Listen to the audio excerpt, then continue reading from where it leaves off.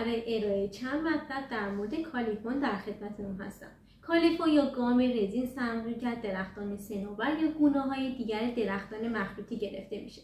به این صورت که پوست درخت برش داده میشه و این صمغ طبیعی از اون خارج و جمع‌آوری میشه. سپس با حرارت دادن و بخار شدن مواد عالی اضافی، شیره‌ای خالص با کیفیت و معجزه‌ای در صنایع و تجارت به اسم کالیفون رو به ما تحویل میده. کالیفون که با نام کالافون هم شناخته میشه، به رنگ زرد یا سیاه در بازار موجوده و بسته به نوع پردازشش برای کاربردهای متفاوتی مناسبه. برای تولید این ماده از شیره‌ای که از گیاه و درخت به دست اومده را حرارت میدن تا مواد ترپن موجود در شیره بخار شه و در نهایت گام رزین به دست میاد. گام رزین جزء ترکیبات عالی بوده که حاوی مونوترپن، ترپانتین و اسیدهای رزین. کالیفون در حلال‌های عالی انحلال پذیر بوده و در آب حل نمیشه. جهت استفاده از گام رزین با توجه به کاربرد دلخواه به آن سایت‌های چرب اضافه میکنن.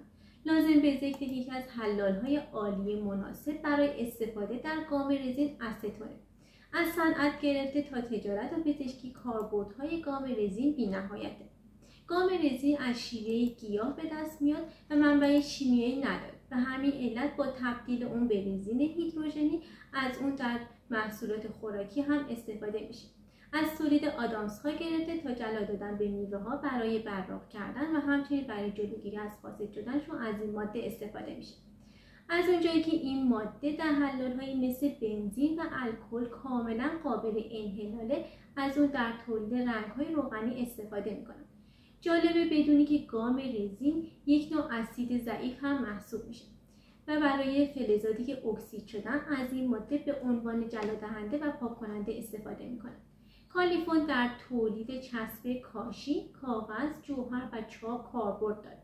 با تبدیل این ماده صنعتی به اویتیلامین، ماده میکروبکش حاصل میشه که برای از بین بردن باکتری‌ها و قارچ‌ها استفاده میکنه. علاوه بر این در پزشکی از کالیفون برای تولید داروهای مخصوص مشکلات پوستی استفاده میکنن.